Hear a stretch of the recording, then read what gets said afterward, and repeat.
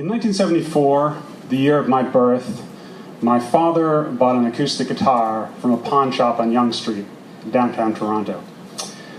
It was an Aria, the brand is called Aria, model 6810. It's got a birch top, it's got rosewood sides, and a mahogany fretboard with mother-of-pearl inlays in it, right? And if you play guitar, it's got what's called really low action, and it's got a sweet, warm tone, right? Playing it is like sitting in a sauna. And so, I was a very colicky baby. I had infant colic from the age of 0 to 6 months, and so that makes for a very ornery little person, right? And so my parents tried everything to get me to go to sleep at night and get me to settle. And the thing that worked best was my father playing lullabies on this newly acquired guitar. And he had a 3-song set, right? He played Ba Ba Black Sheep, right? Twinkle Twinkle Little Star, and Sympathy for the Devil. Right? And so that was that. And I guess it put something in me, because years later in high school I was looking around and I had skipped a grade, so I was younger and smaller than everyone. And I was not handsome, and I did not play sports, so I needed an edge. I needed some angle to get girls, right? And so I turned to my dad's guitar, and I started to play. And I was self-taught. And normally when someone says they're self-taught, it's like they're humbly acknowledging their years of work towards mastery, but I was actually just unburdened by formal training. You know? I think it may have been the influence of the grunge movement, but I really realized you didn't really want to overlearn an instrument, you know? You don't want to work too hard. So, the first song I learned was about a brothel. It was House of the Rising Sun, which is a very common for a song for guitar players, and it's got 4 chords. It's really easy. But I loved playing. I loved the way your fingers would build calluses, and I loved how they'd smell like pennies after you were done. And so my friend Lincoln Dunn and I, we formed a band. I guess we didn't so much as form a band as we were 2 guys in a basement just wailing away on guitars. It'd be charitable to form a band. But Lincoln was a real musician. He could pick up any instrument and play, and he could sing. One of his party pieces was that he would sing Elton John's Candle in the Wind on piano, right? The grade 12 girls would swoon, which was the desired effect. And so we had to name our band, and we came up with the name that only teenage boys would love. Hey, that's not your goat.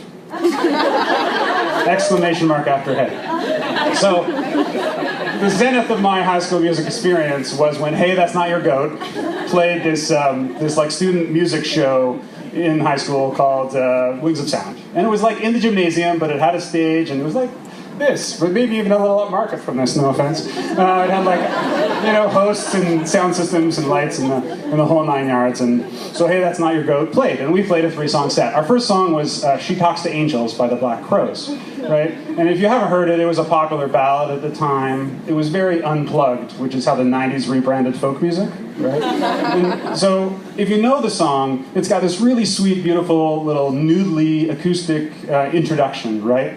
Which I totally butchered. Like, I took it out behind the field house and I just beat the crap out of that intro, right? It was terrible. But anyway, I did that, noodly intro, first verse, and then the whole band comes in, and it's a big moment, but regrettably the keyboardist came in with the wrong key. So we're off to an inauspicious start. After that, we played an original, a terrible original about environmental destruction called Melody of Errors. And we dedicated it to the geography teacher. It was about environmental destruction. Her name was Miss Dye. I had a bit of a crush on her. And she was nice, though. She knew all the state capitals, and she had a heart of gold. So anyway, and then the third song was appropriately Rocking in the Free World, right, by Neil Young. And we did a pretty good job of that song because it's super simple. It's 4 chords, right? And there's not even a bridge or anything. It's just like verse, verse, chorus, and you're done kind of thing, right? And my friend Lincoln played a solo, and we just kind of scampered off stage, and that was high school for me right there. I don't really think the guitar got me any girls. So if we move forward a few years to my final year of university, I'm in this creative writing class, and I totally fall for this woman named Julie, okay? And it turns out the feeling's mutual, but we're both seeing other people. In fact, I am living with my other person, so it's not totally cool, not totally appropriate. But as I get to talking to her, she tells me that she's learning how to play the guitar. And I say, no problem, I can teach her. I can teach you totally, which is totally false, because I can barely play the guitar still at this stage.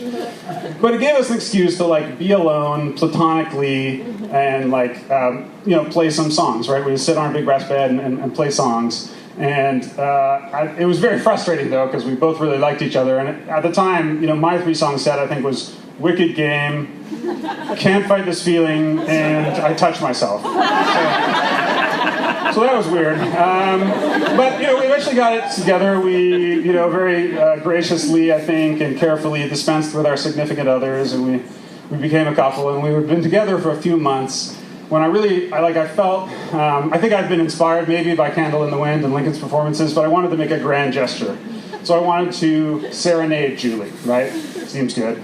But what song to play, right? What song to play? Now I was 9/10 of the way through a Bachelor of Fine Arts degree, and I just had the most, despicable taste, right? The snobbiest, hipsterest taste ever, right?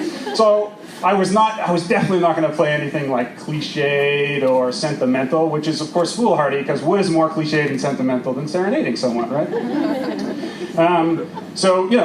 Obviously, I think you should just play like Moon River or More Than Words or whatever, and, just roll with that. But instead, and I wish at this moment I could tell you I picked a Neil Young song, because that would really pull the evening together, I think. But instead, of course, I picked an obscure B-side by R.E.M. called Electrolyte, right? Which is not at all about Gatorade, by the way.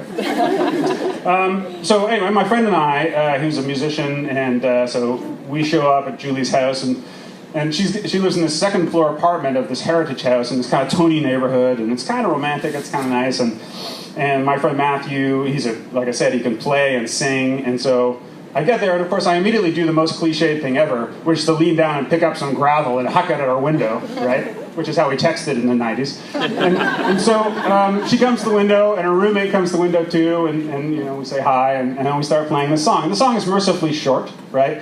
And like I said, Matthew carried me through the whole song. I have a very wavering baritone voice, and as you might hear now. And so he carried me through the whole song, and we finished, and it was okay. And Julie seemed, authentically moved by the experience, and her roommate was totally jealous, which I think was the desired effect as well. And so, but I owe a great debt to my guitar, my Aria guitar, because a few months after that, Julie, for reasons to this day I don't know why, she agreed to be my wife. And so I was thinking that, for old time's sake, I might bust out that guitar for our upcoming 20th anniversary and maybe serenade her again.